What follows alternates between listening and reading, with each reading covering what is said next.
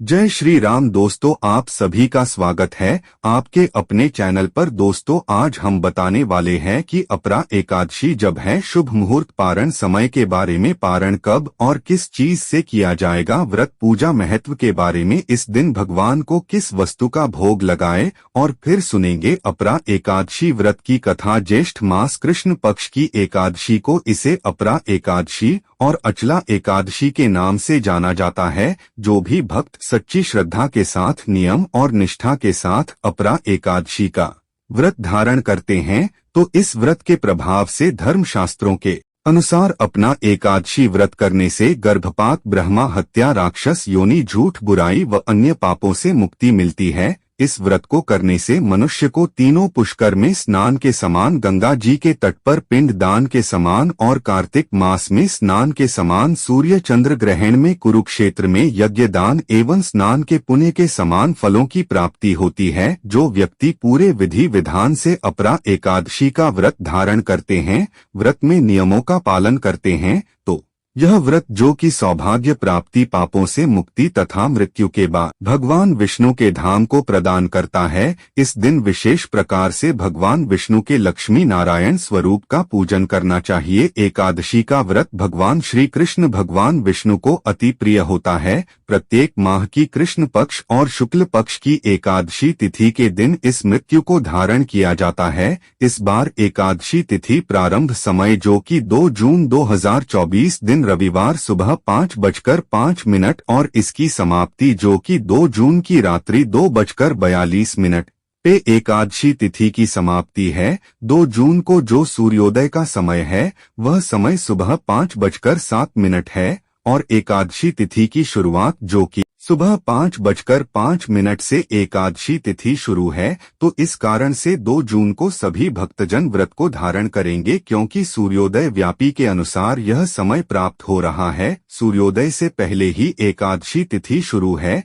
तो गृहस्थ के लिए जो कि 2 जून को व्रत है, वैष्णव के लिए जो भी मोक्ष जन भक्त होते हैं उनके लिए 3 जून को व्रत धारण किया जाएगा। उन्हें संपूर्ण द्वादशी युक्त जो कि एकादशी का व्रत धारण करना चाहिए। अब जानते हैं व्रत के पारण समय के बारे में। एकादशी व्रत का जो पारण किया जाता है, यह पारण हरिबासर समाप्त होने के बाद करना चाहिए। हरिबासर का समय द्वादशी तिथि का पहला चौथाई हिस्सा, वह समय हरिबासर का होता है, उसे छोड़ करके व्रत का पारण करना चाहिए। द्वादशी तिथि की समाप्ति 3 जून 2024 दिन सोमवार को रात्रि 12:19 पर है। तो जो भी 2 जून को व्रत धारण करने वाले हैं वह 3 जून को पारण करेंगे। पारण का समय सुबह 8:06 से सुबह 8:20 तक जून को व्रत का पारण किया जाएगा। इस समय में अगर व्रत का पारण नहीं कर पाते हैं तो फिर दोपहर 1:30 से 3 बजे तक व्रत का पारण कर लेंगे। और जो भी 3 जून को व्रत धारण करने वाले हैं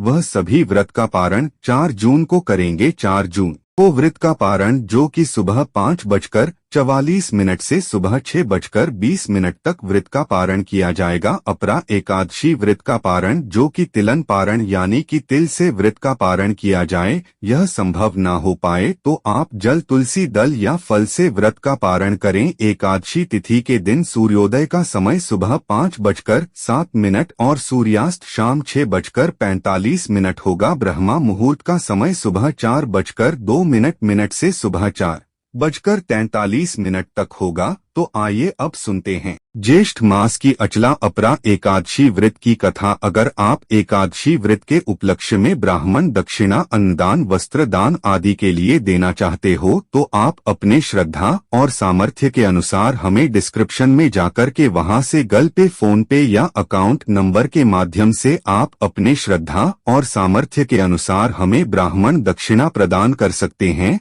तो आइए सुनते हैं अपरा अचला एकादशी व्रत की कथा।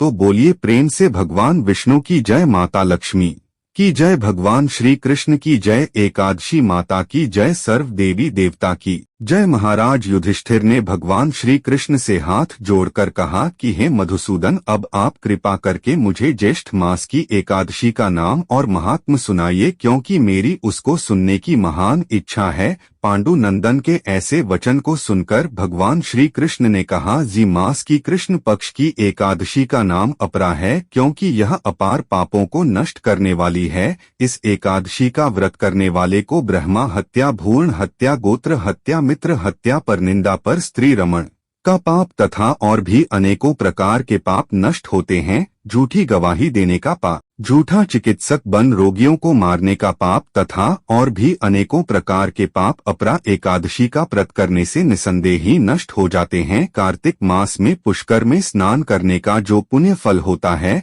एवं माघ मास में प्रयाग जी में त्रिवेणी स्नान एवं वेणी माधव के दर्शन करने का जो पुण्य फल होता है, तथा फाल्गुन मास में शिवरात्रि व्रत करने एवं काशी जी में भगवान विश्वनाथ जी के दर्शन का जो पुण्य फल होता है, वह पुण्य फल एकमात्र अपरा एकादशी का व्रत करने से होता है। गया जाकर पितरों को पिंड दान करने का जो महान फल होता है, एवं सिंहस्थ गुरु में गोमती स्नान का जो महान पुण्य फल होता है, और कुंभ में केदार दर्शन का जो फल होता है, तथा स्वर्ण दान, अश्वदान, गजदान, भूमि दान, विद्यादान, अन्नदान, कन्यादान इत्यादि महान दानों का जो फल होता है, वह महान पुण्य फल केवल एकमात्र अपरा एकादशी का व्रत धारण करने से होता है। यह पाप रूपी वृक्षों को काटने के लिए अत्यंत ही पैनी कुल्हाड़ी है, और कष्ट रूपी तृण समूह के लिए अग्नि, और महान पाप रूपी अंधकार को नष्ट करने के लिए भगवान भुवन भास्कर का दिव्य प्रकाश है। कहने का तात्पर्य यह है कि अपरा के समान पापों को नष्ट करने वाला कोई भी पुण्य फल नहीं, अतएव पापों को नष्ट करने की कल्पना करने वालों एवं अक्षय पुण्य फलों को प्राप्त करने के लिए अपरा एकादशी का व्रत रखना अत्यंत आवश्यक है। अपरा की अवहेलना करने वाले प्राणियों को कहीं भी त्राण नहीं मिलता, उसका जीवन एकदम निरर्थक रहता है। इसके विपरीत अपना एकादशी का व्रत नियम पूर्वक धारण कर भगवान विष्णु की पूजा करने से सांसारिक सुखों की प्राप्ति के बाद अंतकाल में परलोक की प्राप्ति भी होती है। हे राजन, आप तो स्वयं सर्वव्यापक अंतर्यामी जनमन रंजन दुख विभज्योतक विष्णु लोक में निवास करते हैं। अपरा एकादशी कथा के अनुसार प्राचीन काल में महीध्वज नामक एक धर्मात्मा राजा था। उसका छोटा भाई वज्रध्वज बड़ा ही क्रूर, अधर्मी तथा अन्याय था। वह अपने बड़े भाई से द्वेष रखता था। उस पापी ने एक दिन रात्रि में अपने बड़े भाई की हत्या करके उसकी देह को एक जंगली पीपल के नीचे गाड़ दिया। इस अकाल मृत्यु से राजा प्रेतात्मा के रूप में उसी पीपल पर रहने लगा और अनेक उत्पात करने लगा। एक दिन अचानक धूम नामक ऋषि उधर से गुजर रहे थे। उन्होंने प्रेत को देखा और तपोबल से उसके अतीत को जान लिया। अपने तपोबल से प्रेत उत्पात का कारण समझा ऋषि ने प्रसन्न होकर उस प्रेत को पीपल के पेड़ से नीचे उतारा तथा परलोक विद्या का उपदेश दिया। दयालु ऋषि ने राजा की प्रेत योनि से मुक्ति के लिए स्वयं ही अपरा अचला एकादशी का व्रत किया और उसे अति से छुड़ाने को उसका पुण्य प्रेत को अर्पित कर दिया। इस पुण्य के प्रभाव से राजा की प्रेत योनि से मुक्ति हो गई। वह ऋषि को धन्यवाद देता हुआ दिव्य देह धारण कर पुष्पक विमान में बैठकर स्वर्ग लोक को चला गया। इस प्रकार से जो भी इस अपरा एकादशी का व्रत धारण करते हैं, उनके अपार पापों का नाश होता है।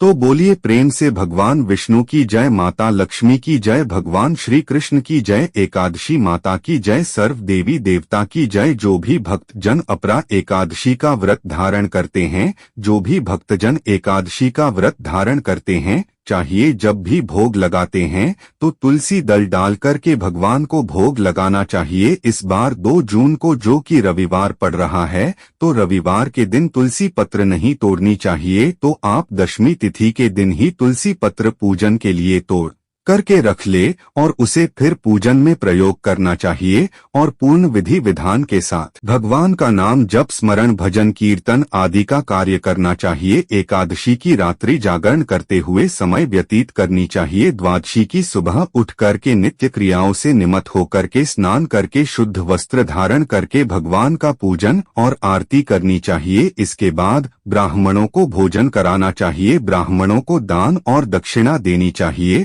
और फिर समय के अनुसार व्रत का पालन करना चाहिए। इस प्रकार व्रत को धारण करने से पुण्य फलों की प्राप्ति होती है। अगर आप सब विशेष प्रकार से अपरा एकादशी व्रत के बारे में जानना चाहते हो तो उसका अलग से चैनल पे वीडियो अपलोड है, आप वहां से जाकर के जानकारियां को प्राप्त कर सकते हैं। तो आशा करता हूं कि यह जानकारी आपको अच्छा लगा हो। ऐसे ही ज्ञानवर्धक जानकारियां प्राप्त करते रहने के लिए, प्रत्यय पूजा के बारे में जानने के लिए, कथा को सुनने के लिए चैनल पे अगर आप पहली बार आए हैं, चैनल को लाल बटन दबा करके सब्सक्राइब करें, साथ में बेल आइकन घंटी को दबाएं ताकि आने वाली वीडियो का नोटिफिकेशन आप समय से मिलता रहे। वीडियो को लाइक करें, शेयर करें। सुखी रहे और स्वस्थ रहे। जय श्री राधे कृष्ण। धन्यवाद।